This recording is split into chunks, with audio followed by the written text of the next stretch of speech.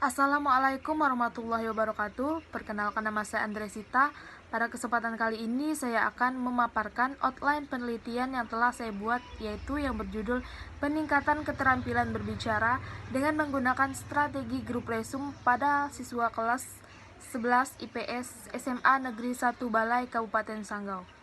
Outline penelitian ini saya buat untuk memenuhi tugas pada mata kuliah menulis karya ilmiah yang diampu oleh Bapak Aki Suliansyah, Magister Pendidikan. Untuk mempersingkat waktu, langsung saja saya akan membacakan latar belakang dari outline penelitian yang telah saya buat. Adapun latar belakang dari penelitian saya yaitu pembelajaran bahasa diharapkan membantu peserta didik untuk memahami tentang dirinya, budayanya, dan budaya orang lain, mengemukakan gagasan dan perasaan, berpartisipasi dalam masyarakat yang menggunakan bahasa tersebut, dan menemukan serta menggunakan kemampuan analisis dan imajinatif yang ada dalam dirinya. Pendekatan pembelajaran bahasa dan sastra Indonesia adalah pendekatan komunikatif. Dalam pendekatan komunikatif, pembelajaran bahasa bertumpu pada pengembangan kemampuan siswa dalam menggunakan bahasa sebagai alat mengungkap pesan atau makna untuk berbagai tujuan berbahasa yang meliputi aspek menyimak, berbicara, membaca, dan menulis. Keterampilan itu merupakan wujud khas perilaku manusia yang bertumpu pada kebermaknaan. Pada dasarnya, keterampilan berbicara merupakan bagian dari keterampilan berbahasa yang sangat penting perannya dalam upaya melahirkan generasi masa depan yang cerdas, kritis, kreatif, dan berbudaya. Keterampilan berbicara juga akan melahirkan tuturan atau ujaran yang komunikatif, jelas, runtut, dan mudah dipahami. Pembelajaran strategi grup resum dapat membangkitkan, mendorong, dan membimbing pemikiran yang sistematis, kreatif, dan kritis pada diri siswa. Adapun rumusan masalah yang akan saya bahas pada kali ini yaitu, berdasarkan latar belakang tersebut, masalah umum dalam penelitian ini adalah bagaimanakah peningkatan keterampilan berbicara dengan menggunakan strategi grup resum pada siswa kelas 11 IPS SMA Negeri 1 Balai Kabupaten Sanggau. Pembahasan dalam penelitian ini dapat difokuskan dan tidak menyimpang dari penelitian. Masalah umum tersebut dibagi menjadi submasalah sebagai berikut. Yang pertama yaitu, bagaimanakah proses pembelajaran keterampilan berbicara dengan menggunakan strategi grup resum pada siswa kelas 11 IPS di SMA Negeri 1 Balai Kabupaten Sanggau. Yang kedua yaitu, bagaimanakah hasil keterampilan berbicara dengan menggunakan strategi grup resum pada siswa kelas 11 IPS SMA Negeri 1 Balai Kabupaten Sanggau. Tujuan umum yang akan dicapai dalam penelitian ini adalah upaya meningkatkan keterampilan berbicara dengan menggunakan strategi grup resum pada siswa kelas 11 IPS di SMA Negeri 1 Balai. Berdasarkan tujuan umum tersebut, maka penulis merumuskan tujuan khusus yang ingin mendeskripsikan, yaitu yang pertama, proses pembelajaran keterampilan berbicara dengan menggunakan strategi grup resum pada siswa kelas 11 IPS di SMA Negeri 1 Balai Kabupaten Sanggau. Yang kedua yaitu hasil keterampilan berbicara dengan menggunakan strategi grup resum pada siswa kelas 11 IPS di SMA Negeri 1 Balai Kabupaten Sanggau. Selanjutnya mengenai manfaat penelitian yang akan diharapkan pada penelitian ini yaitu yang pertama, manfaat teoritis. Adapun manfaat teoritis yang diharapkan yaitu sebagai upaya pengembangan keilmuan dengan disiplin ilmu pengetahuan khususnya pada mata pelajaran bahasa Indonesia dalam meningkatkan keterampilan berbicara pada materi hasil bacaan artikel dengan menggunakan strategi grup resum. Yaitu yang kedua, memberikan gambaran ilmiah sehubungan dengan penerapan strategi grup resum untuk seluruh siswa dalam berkomunikasi. Adapun manfaat praktis yang diharapkan dari penelitian ini yaitu manfaat bagi siswa yang pertama untuk meningkatkan penerapan strategi grup resum dalam meningkatkan keterampilan berbicara khususnya dalam mata pembelajaran bahasa Indonesia. Yang kedua yaitu agar siswa dapat berkomunikasi yang baik dalam kehidupan sehari-hari baik di sekolah maupun di masyarakat.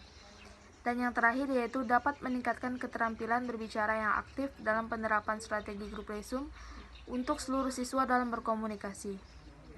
Selanjutnya, manfaat praktis bagi guru yaitu yang pertama, untuk memberikan peningkatan kinerja guru untuk menerapkan strategi grup resum dalam pembelajaran bahasa Indonesia. Yang kedua, sebagai sumbangan dalam memotivasi siswa untuk lebih aktif dan lebih berani mengungkapkan ide, pikiran, dan gagasan dalam mengikuti pembelajaran. Yang ketiga yaitu agar guru lebih memotivasi minat belajar siswa secara aktif, khususnya dalam penerapan pembelajaran melalui strategi grup resum. Adapun manfaat praktis bagi penulis yaitu dapat digunakan sebagai bahan perbandingan dan referensi terhadap penelitian yang relevan yang akan dilakukan selanjutnya. Selanjutnya yaitu mengenai variabel dalam penelitian ini, yaitu variabel merupakan salah satu unsur penting yang tidak terlupakan dalam suatu penelitian, karena variabel menjadi suatu titik temu berjalannya suatu penelitian yang berprosedur agar tidak menyimpang dari apa yang menjadi fokus permasalahan dalam penelitian. Menurut Sutrisno Hadi dalam Hamid Harmadi pada tahun 2011 halaman 20, yaitu mendefinisikan variabel adalah gejala-gejala yang akan menunjukkan variasi baik dalam jenisnya maupun tingkatannya. Berdasarkan definisi tentang variabel di atas, maka dapat disimpulkan bahwa variabel adalah suatu gejala yang bervariasi yang menjadi objek pengalaman dalam suatu penelitian. Dalam penelitian tindakan kelas hanya dikenal adanya variabel tunggal, yaitu variabel tindakan. Tindakan yang digunakan adalah untuk memecahkan masalah sehubungan dengan hal itu, maka variabel tindakan dalam penelitian ini adalah strategi grup resum dengan aspek-aspek yang diteliti, yaitu mengenai kreativitas siswa dengan indikatornya.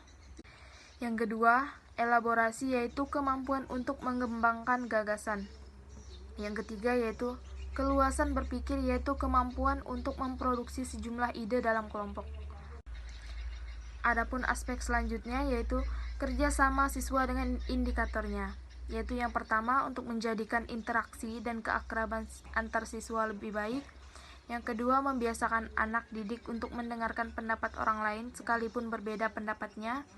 Yang ketiga, dapat menyadarkan anak didik bahwa masalah dapat dipecahkan dengan kerjasama kelompok. Adapun yang akan dibahas selanjutnya yaitu mengenai teknik analisis data. Menurut Bogdan dan Tyler pada tahun 1975 dalam Iskandar pada tahun 2008 halaman 74 menyatakan analisis data adalah sebagai proses yang mencari usaha secara formal untuk menemukan tema dan merumuskan ide seperti yang disarankan oleh data dan sebagai usaha untuk memberikan bantuan kepada tema dan ide itu. Dalam penelitian tindakan kelas, analisis dilakukan oleh penulis sejak awal pada setiap aspek kegiatan penilaian. Pada saat dilakukan pencatatan di lapangan melalui observasi atau pengamatan tentang kegiatan pembelajaran di kelas, peneliti dapat langsung menganalisis apa yang diamatinya, situasi dan suasana teks, cara guru mengajar, hubungan guru dengan siswa, interaksi antar siswa dengan siswa lain, data yang dikumpulkan pada setiap kegiatan observasi dari pelaksanaan penelitian tindakan kelas dianalisa secara deskriptif dengan menggunakan teknik persentase untuk melihat kecenderungan yang terjadi dalam kegiatan pembelajaran. Mungkin hanya sekian outline penelitian yang dapat saya sampaikan. Apabila terdapat kesalahan kata dan perbuatan selama video ini berlangsung, saya mohon maaf.